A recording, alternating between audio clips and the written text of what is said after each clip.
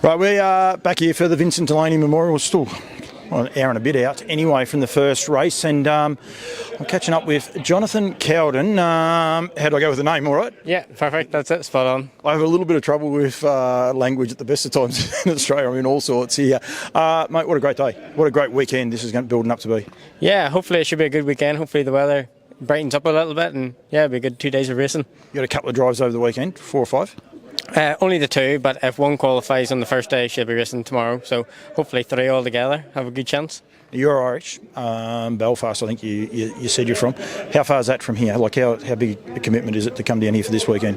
Well, we flew over this morning. It wasn't too long, it was an hour flight, and then about 45 minutes in the car down from the airport, so it wasn't too bad now. But to travel?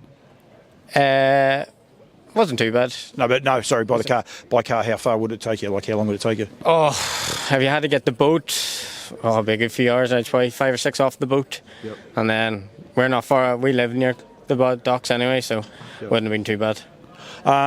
You enjoy harness racing. How many times do you come across here a year? Like, do you get to come across here a lot? Or not often. We train our own ones, but you need more stake. 2, 3, 4-year-olds, and so I've only got really a couple of outside ones in that class this year. So yeah, I've luckily been decided to come over this year and have a crack at a couple of meetings. So this is my second one. So hopefully with a bit of luck we can get a winner or 2.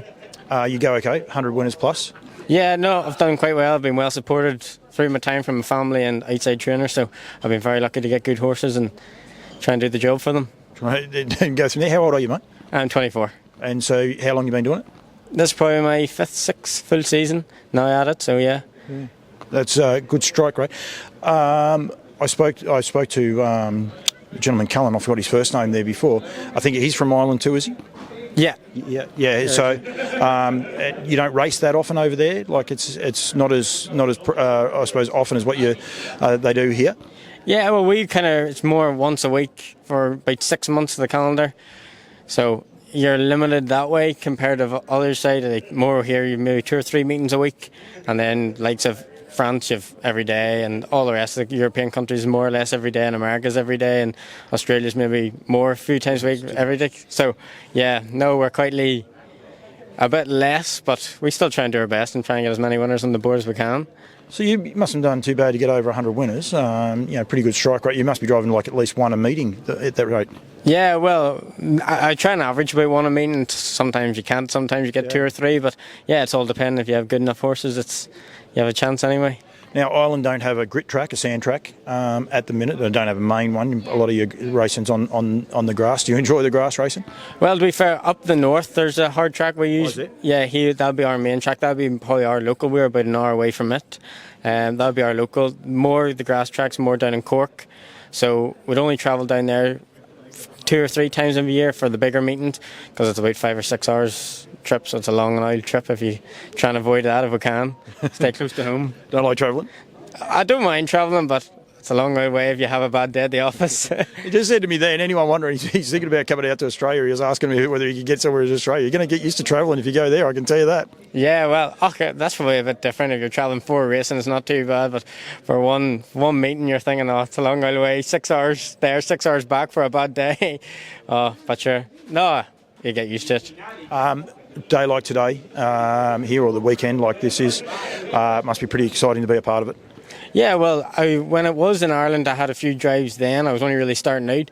And then when I moved to England again, I didn't really have them staked horses to be in them races. So it was more just watching from the sidelines or just watching from home. So it's good to be a part of and hopefully be thereabouts. Have you driven anywhere else other than, like Ireland, Wales and England? Have you travelled anywhere else to drive? Yeah, well, a few years ago, 2019, I was in New Zealand with Jay Abernathy. Oh, yeah. And I had a few wins, 3 wins over there. And then I went to the Europeans in Spain 2 or 3 years ago, drove there, had no winners, but drove a few places. And then last year I was in Malta for the European Championships and had 2 winners there. So I was driving in France as well, a few tracks there. So yeah. Mate, you're going all right. You've been in more countries than I've been at, and you're a quarter of my age. Yeah, no, I've been lucky enough. Half my age, actually. Hang on, let's clarify that. You're only half my age. Yeah, no, I've had good opportunities now, and I'm grateful for them, and hopefully I can keep travelling and knock a few more off the list. You said to me we travelled in the car here to get here, and you were saying to me that you ride track work to subsidise your wage, basically. Like you just have a love for horses and want to be a part of it. But harness racing is your first love?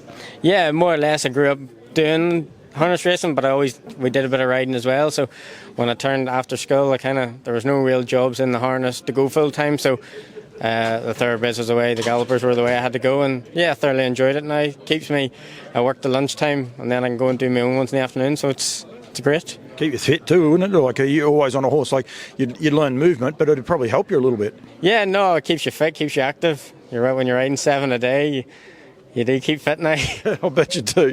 You do indeed. Mate, thank you. I said there before, a bit cheeky, you were asking about Australia. You do want to travel? Like that's one thing you'd like to do? America, is that something as well that would be on the bucket list? Yeah, definitely. That's what I'll be trying to look forward to. Get out there if I can and try and make a stab at it if I could, but it's obviously hard, but we'll give it a go, hopefully down the line. Yeah, you've got a little bit of Australian heritage too, or you're a bit of a history of Australia, because the Irish horse that came out before, you were saying you guys used to train it here. Is that right, or your dad did? Yeah, no, he owned a partnership with Meadowbranch, and they sent him over for the Inter-Dominion. Now, unfortunately, he got a bit sick and never really threw his true colours, but no, they said it was a great weekend, great whole thing, month of travelling and going to Australia. So it's obviously something I'd want to do down the line. I was just too young at the time to go across, but now hopefully I get a chance. I'll go over in a heartbeat. Good as gold, Jonathon. Thank you very much, mate. Cheers, thanks. Good luck, and great little chat. Good chat in the car too, a bit more fun. Yeah, cheers, thank you. Thanks, mate.